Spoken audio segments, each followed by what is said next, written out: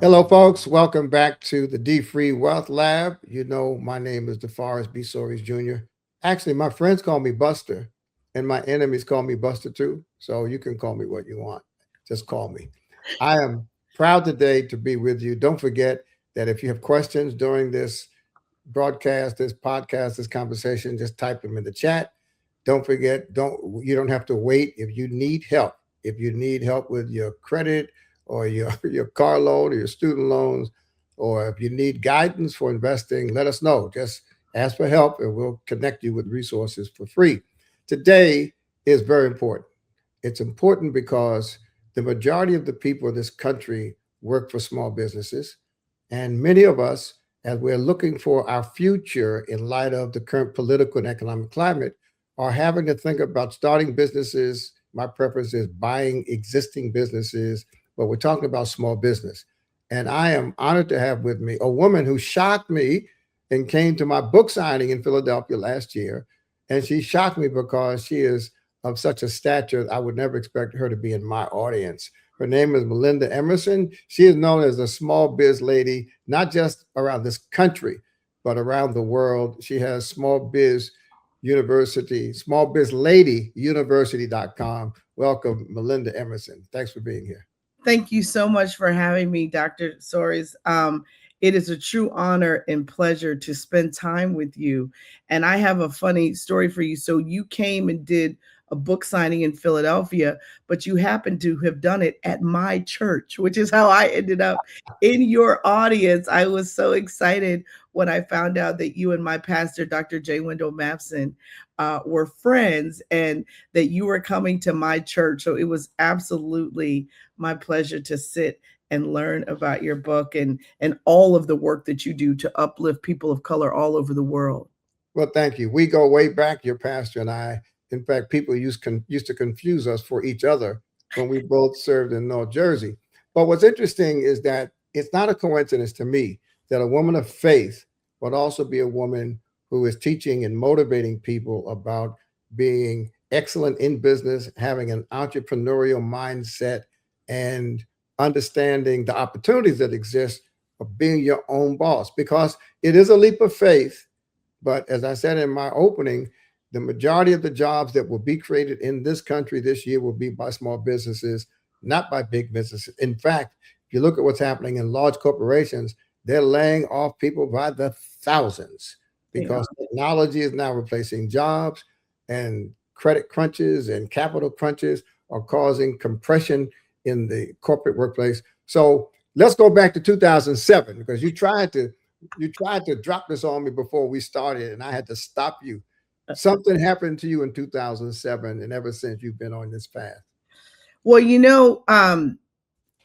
people always say, religious folks say, God will qualify the called, right? So for me in 2006, when I was pregnant with my son, my I ended up on bed rest for 6 months. Hmm. And this was before Wi-Fi. This so when I got sent home, I was just at home, right? You know what I mean? And they thought my child had a heart condition. They had me at the hospital every week getting testing done. And my husband, my former husband, and I worked together in my business. So our whole family income was coming out of our business. We Wow. had offices in downtown Philadelphia, 9 employees, 10 more freelancers that worked for us. And the number one rainmaker got benched. That was me. And unfortunately, at that time, I had made the number one mistake you can make in business. I had built a business that truly could not run without me. I had built a culture of like you had to come as mama, right? And I was mama. And so it was really scary because when were pregnant with my son, they thought he had a heart condition. I mean, and it was very scary. And it was like I was scared to raise my voice above a whisper at people. That's how much it was like, you got to be quiet. You got to be sit on this couch and figure out your life. But you know, before I got pregnant with my son, I was probably the worst workaholic you ever met. I would work 12, 14-hour days. I would leave church on Sunday and go to the office for 4 hours before I went home. I mean, I was terrible. And I almost believe that God had me get pregnant with my son because he was like, I'm gonna stop her. Because she's gonna kill herself and ruin all of her relationships with everyone around her if I don't make her change. And when I was at home, it was the first time I had ever stopped.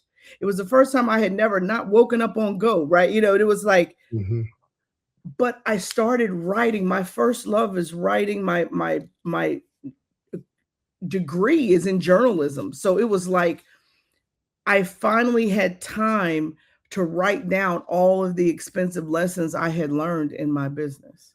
Wow. And I didn't know what I was writing at the time. I was just writing. It was like cathartic. Like let me just think about that and think about like, wow, we shouldn't have done that. And wow, we shouldn't have spent money. And that was 2006. That was 2006. And then by the time my son was born in December of that year, so I spent that whole year praying. So my son finally got here. And then I got my son to his first birthday. I was so unhappy. You know, my business was in shambles. It was like I spent that whole year pushing a rock uphill with my back. You know, I had this brand new baby. I'm a first-time mom trying to figure out, you know, how to be a mom. And my marriage was crumbling too. Wow. So I had all of these things going on. And it was the first time in my life I didn't have a plan B or C. Like I really was literally like, what am I going to do? And I'll never forget it because I went to lunch with Pastor Mapson and I was telling him like, oh, you know, this is crazy. This is crazy. And he said, oh, I'm not worried about your business. He said, you're the smartest person I know. He said, I'm more worried about your marriage. And I'm like thinking to myself, well, that's the thing I knew was dead when we were talking about. I was like, but he asked me a question. He said, have you been praying about it?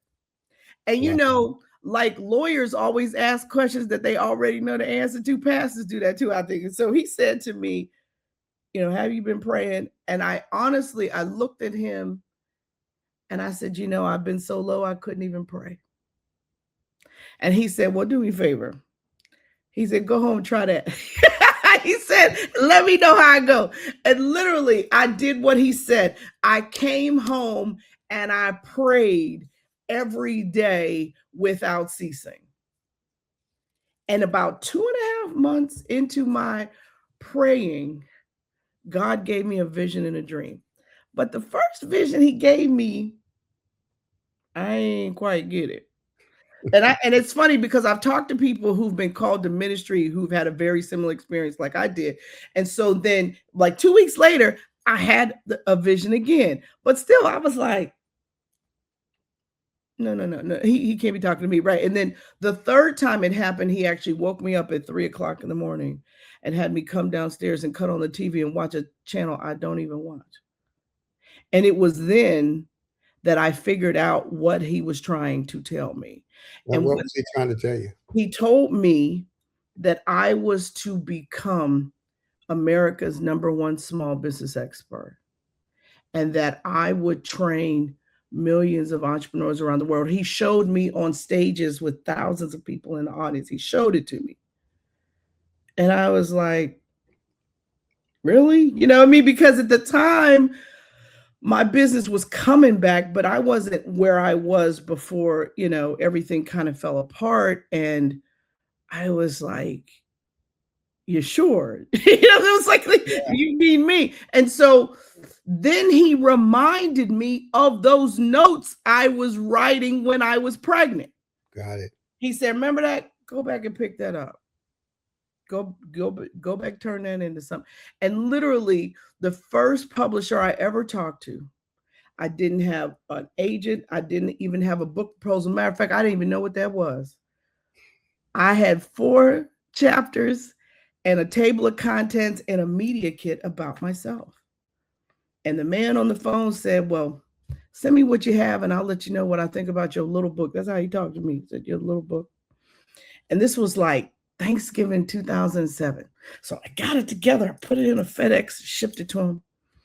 And then January 4th, he called me. He said, I think I like your little book. Do you have any more chapters? And I had 3 more, but they were like kind of rough. Like I hadn't even edited them and I hadn't even had nobody look at them. So I called my Sister Girl Network and we cleaned them up and I sent them. And that March, they gave me a book deal. And my book was due September 1st, 2008. But now, Dr. Soares, you do remember what happened September 14th, 2008, right? Market crash, Right. people's 401ks became 101ks, all these people started getting laid off. It was a mess. Right. And then my husband got laid off from his corporate job when all this happened. And then it was like my publisher called me up and said, listen, thank you so much for being a first-time author that actually turns your book in on time. But listen, we don't think anyone's thinking about entrepreneurship right now. And we're going to shelf your book for 18 months. Your book will come out in March of 2010. It was 18 months they bumped my book. Wow. And I didn't have the $10,000 at the time to buy my book back from these people. So it was like I had to wait. Yeah. But what does the Bible say about waiting, right? So what I know from business is that every kick is a boost. It's still a kick though. And so I remember I was a member of the National Speakers Association, and I went to the meeting that week and I said, you guys, my book just got bumped. It was supposed to come out early 2009. Now it's not coming out until 2010. And a friend of mine said, Melinda, if I were you, I would start publicizing that book like it was coming out anyway. And I said, really? Doing what? Handing out flyers on the street? She said, no. She said, this new social media thing people are starting to talk about. If I were you, I would get online and figure out, how you can leverage social media to get ready for this book to come out. She said, as a matter of fact, you should hire a publicist that knows a little something about social media to get you ready.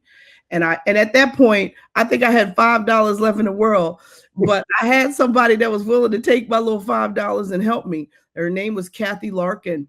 And I remember telling her my story and she was like, oh, wait a minute. You mean we got 18 months to get ready for your book to come out? I said, yeah. She said, oh, this is going to be amazing. That's what she said. And I'm thinking to myself, am I talking to somebody crazy? So she said to me, I know what we're going to do. And I said, well, what is we going to do? And she said, we're going to go out to Twitter and build your brand. And I remember saying to her, what is Twitter? And literally, I had not even seen Twitter. You know what I mean? So, because you got to remember, in 2008, Twitter was 1 year old. Oh, yeah. Yeah, so, it wasn't until Oprah broke it open that it really was. Like they had just started letting adults use Facebook. You know what I mean? Like it was a really early time. Right. And so she was like, don't worry about it. We'll get you an account. So the day came for me to get my account, Melinda Emerson. And we got this note back. This name is already taken. I was like, come on. Like I met 6 other Melindas in my whole life that are older than me. Like my name is not common, and let alone for there to be another Melinda Emerson, right? But thanks to Facebook, we found out there are 7 Melinda Emersons, and I'm the only Black one, however, interestingly enough. But I own melindaemerson.com, and I know all of them know about me at this point. But so we had to come up with a nickname for me. And I said, a nickname? You mean like Mindy or Melly Mel or something? And the woman said, Melinda, you're not a rapper. I'm not trying to give you a name like that. And I said, okay, well, what are we going to call me? And she said, well, how about small biz guru? I was like, how about small biz expert? And then she said, how about small biz lady? Okay, yeah, I could be her. That's great. Best branding accident ever happened to me. So what I'm listening to 2 things. One, I'm listening to an expert who actually teaches small business with an emphasis on women, right? But I'm also listening to one who has experienced even before she started teaching, which means that you are both the teacher and the curriculum. Yeah, I am. Because literally, it's been 26 years since I started my first business. And I have been the small biz lady for 18 years. That's incredible. So it has been amazing. What, Oprah always says that God can dream it bigger for you then you can dream it. And I am living proof of that. And that God has taken me all over the world, like literally, from becoming the small biz lady on Twitter. I launched a blog, succeedasyourownboss.com. From running my blog, entrepreneur.com called me and said, hey, we like your blog. We want to know, will you blog for us? So I worked for entrepreneur.com for 2 years. Then the New York Times called me and said, hey, we got this You're the Boss blog, and we need somebody to write a social media column for the You're the Boss blog in the New York Times. Let me tell you something. When I left television news, I never thought I would be a journalist ever again. Most certainly, I never thought I would have the opportunity to write a best-selling book and to work for the New York Times. But both of those things happened. And in fact, my book, Become Your Own Boss in 12 Months, which came from those notes, has been in print continuously for the last 15 years with Simon & Schuster. We've sold 100,000 copies of that book worldwide. You know, I used to tell gospel artists when I was in their business, if you want to hit gospel song, record a song that people will sing in church. Don't just record a song you like, but record a song that people can sing on Sunday morning. Right. And the same thing is true of writing. If you want to be a successful author, write a book that people can use, and not just people that book that people like. So extract now the lessons. If you're teaching me, I'm your student. Sure. And you are both my teacher and your curriculum. Give me the 3 or 4 lessons that you want me to know if I'm going to be successful. Now, it doesn't guarantee success, sure, but the 3 or 4 lessons that guarantee failure if I don't take these lessons seriously. Oh, yeah. Well, in my book, I created the Emerson planning system, which is my 6-step system to transition from having a job to starting a business. Right. And it starts with developing a life plan first. You got to figure out what your end game is, what you want your life to be like, and then you need to build a business that will allow you to live that way. Right. A lot of people start good businesses that aren't good business for them, right? Let's say you're going to be a photographer, you want to specialize in weddings. Well, that's tying up your weekends from April to November. Right. If you have small children that have a bunch of weekend activities, that's a no bueno. That's not going to work, right? So you really have to think through, what do you want your life to be like? The second thing you got to figure out is how you going to pay for it, because banks do not loan money to start up businesses unless, of course, you're buying a business or buying a franchise, which I am a big proponent of. But if you are starting a business from scratch in the back bedroom of your house, the money to start your business is going to come from your right or your left pocket. And people who have savings have options. And so I want you to know that you have to operate your life like a budget so that you can run your life with a budget, so you can run your business with one, because that leads to far more likely success in business. The third thing you've got to figure out is, do you have a legit business idea? You have to go validate your business idea. And I'm a big fan of people going to work for a business like the one they want to start. I don't want you to start a restaurant because you like to eat. I want you to start a restaurant because you know something about running a restaurant, right? Especially because restaurants go out of business 10% more than other kind of businesses, right? The fourth thing I need you to figure out is, who is your paying customer? A lot of times people start businesses, they get excited about their website, they get excited about the invitations to their grand opening event. And Lord, if you ask them who their customer is with a gun on them, they couldn't tell you. So it's like, I need you to figure out, who is your niche target customer? What is your unique value proposition? And why should they buy it from you? And if you can't answer those questions, and if you can't validate those questions outside of friends and family, they love you. They're going to lie to you. I want you to go ask some strangers whether or not they would buy it from you. Well, listen, folks, this is, I've asked for advice. I always hear people talking about, you got to do these 3 things to be successful. I always want to know, what things can I afford to miss? Otherwise, I'll be a failure. And that's guaranteed. And you've heard, I mean, it's very simple. It's have your life plan, know who you are, where you're going, and where you want to end up at the end of your life. Mm-hmm. It's having capital. And, a lot of people are being displaced from work now in their 50s, and the only capital that they have to use to buy business is in their 401k. DFREE. It's an option. It's not the preferred option, but you have to know all of these commercials. Talk to me about these commercials that come on and say, start an LLC and the bank will lend you $500,000 without credit. Talk about that, please. That's foolishness and it's fraud. And that's stuff that, I mean, you can't use business resources for things not connected to your business. Right. And that stuff is connected to collateral. If you don't have a business plan that Right. can explain how you're going to pay the bank back, you will not get any money from anyone. And I think that that's something that you have to plan for success. Success is not going to just happen to you. And then you actually have to use the document to run your business. People write business plans and treat them like historical documents, right? It's like, no, you actually should be updating it, especially in the first 2 to 3 years of your business. Every 6 months, you should be updating your business because your first business plan is your hypothesis of what you think is going to happen. And then once you get some data and you figure out who your real customer is and what they're actually willing to pay you, then you can adjust your marketing outreach campaigns accordingly. So let me come back to you because Mhm. folks, you can go to smallbizladyuniversity.com and you can access all of Melinda Emerson's instructions. She's got books, she's got a website. I want you to go there and learn, but I also want you to understand why I'm sending you there and why she's become, for me, a strategic asset and resource to make sure the people who know me know her. What I want to understand is this: how did you get from having $5 and a Twitter account, right, and a new brand, to literally training women all over the world? You ran off about 5 or 6 countries that you've been to train women. How does that happen? You can't just wake up one day and say, I'm going. No, you know what it is?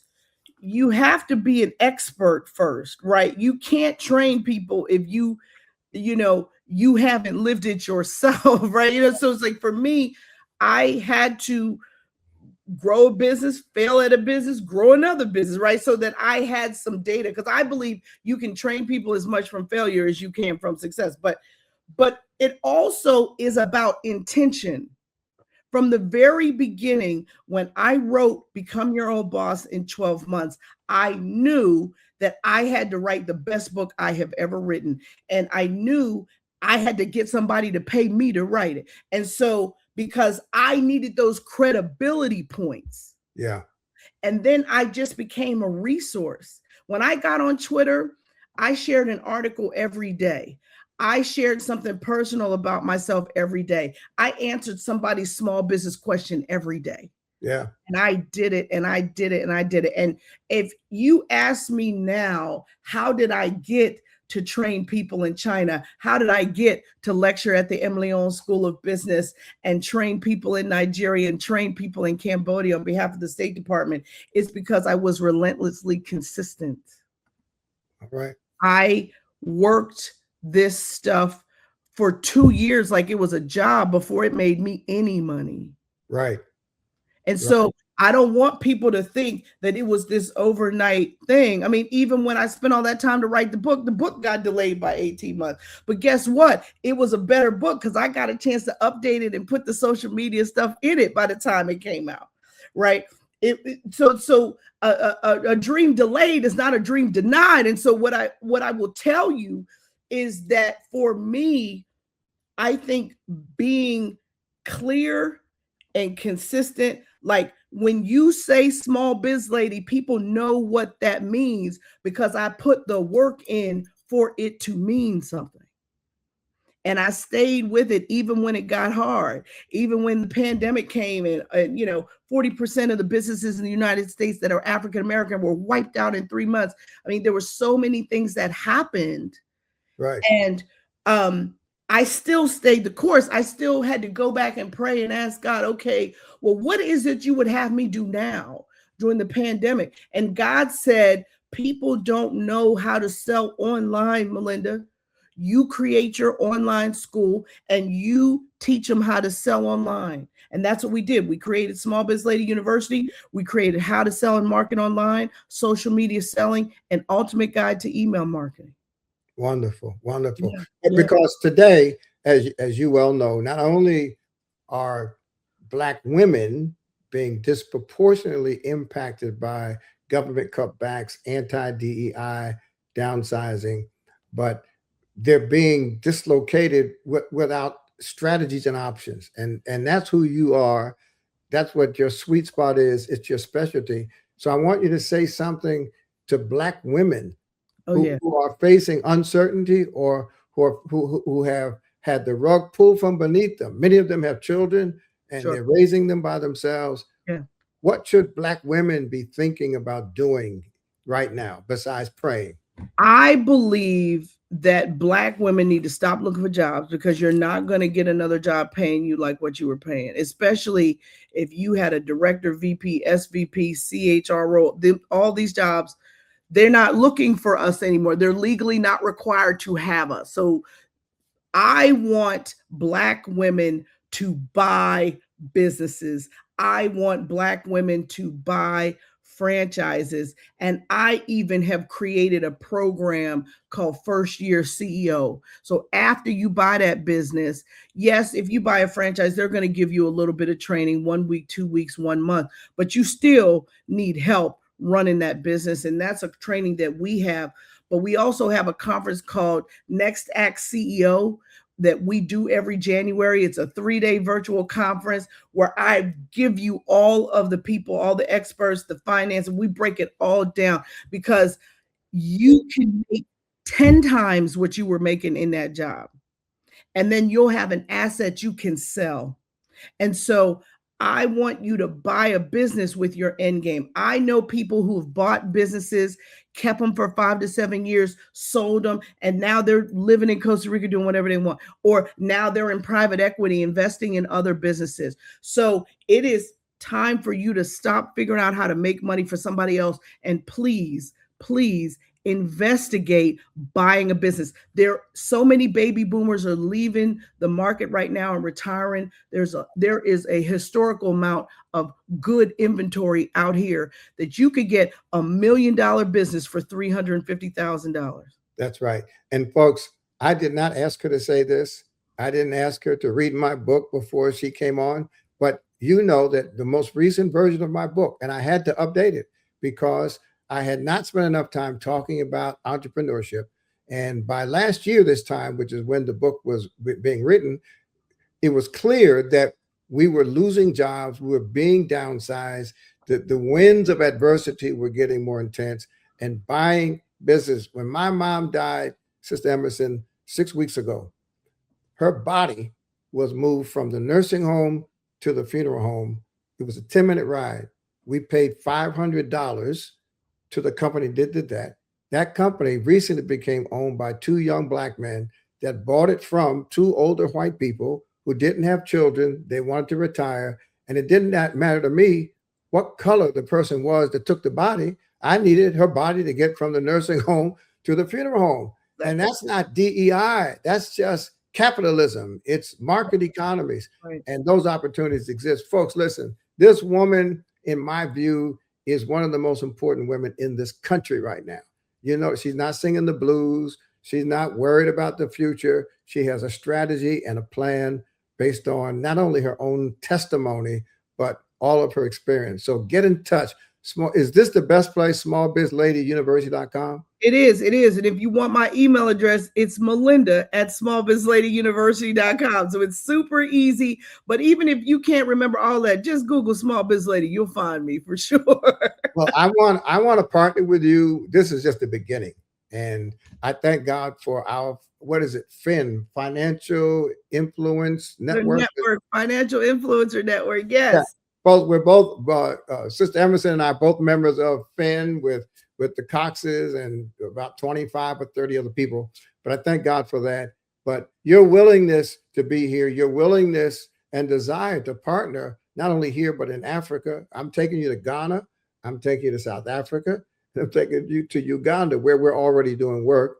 And then I'm going to come with you somewhere to help you motivate some women. So listen, thank you for being with me, folks. Let's flood her email and close down her website because so many people showed up. Because this is a time when she is going to be, I think, one of the most strategic leaders that our community has and needs. And don't forget, if you need a coach from a certified financial planner, I'm not talking about a beautician or barber. If you need a certified financial planner coach, we've got coaches who have already volunteered to help DFREE people who need coaches, who will meet with you and work your plan with you. If you need a professional financial advisor, we've got them. And if you need help because you're having trouble with credit or debt or something, we've got people who will help you for free. And not one of these scams where you got to pay $100 up front and then get nothing in return. All of our resources are free. Go to our website, join our community. Last week Melinda, I posted an article on 6 ways grocery stores are tricking you to buy things you don't need. Mm. And we put all of these resources on our website. Go to dfree.com and become a part of the movement. I thank you from the bottom of my heart. God bless you. And you'll be back, and I'll come to you when you need me. Excellent. Thank you. All right. All right, dear. Thank you.